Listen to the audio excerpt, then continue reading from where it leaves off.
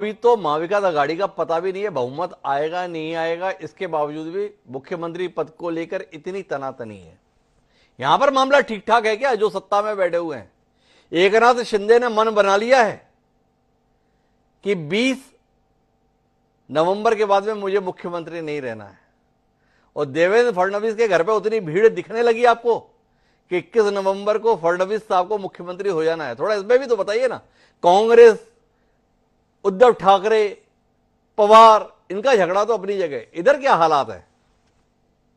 दो चीजें एकदम साफ हो रही है कि विपक्ष में तो झगड़ा है मुख्यमंत्री बनने का, और सत्ता में बैठे हुए जो लोग हैं उनमें ताकत सारी एक तरफ लग रही है कि कैसे भी करके सत्ता में आना है। अभी फिलहाल उनको मुख्यमंत्री पद का न तो कोई चेहरा घोषित करने की बात हुई है, न आपस में लड़ाई की बात हो रही है, न देवेंद्र फडणवीस ने कहा है कि मैं मुख्यमंत्री अगला फिर मैं ही बनूंगा, न एकनाथ शिंदे ने कहा है। अभी दिल्ली में इनकी मीटिंग चल रही है, अजीत पवार, देवेंद्र फडणवीस और एकनाथ शिंदे तीनों दिल्ली में अमित शाह जी के साथ में मीटिंग इनकी हो रही है।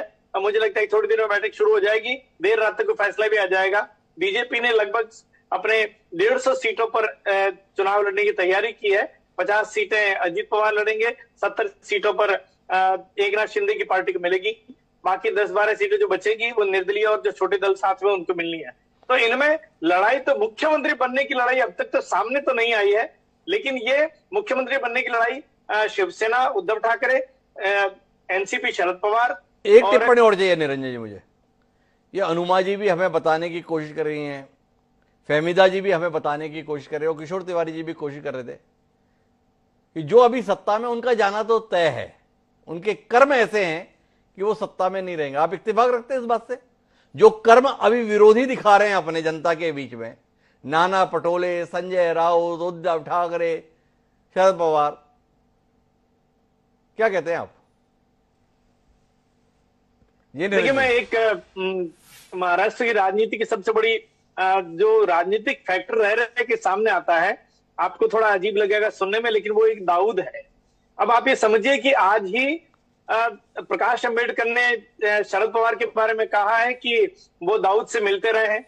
अब मुझे ऐसा लगता है कि चुनाव के टाइम में ऐसी बात करने का कोई फायदा नहीं। ये बात बरसों से होती रही है, आज तक न तो उसके कभी तथ्य सामने आए, न कोई उसके प्रूफ कोई पेश कर पाया। लेकिन हम प्रकाश अंबेडकर से ये बात पवार साहब के बारे में कहलवाना, ये महाराष्ट्र की ऐसी राजनीति का हिस्सा है कि शरद पवार को रॉन्ग बॉक्स में खड़ा किया जाए।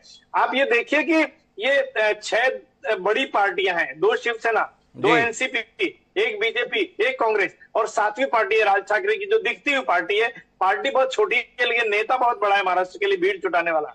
ऐसी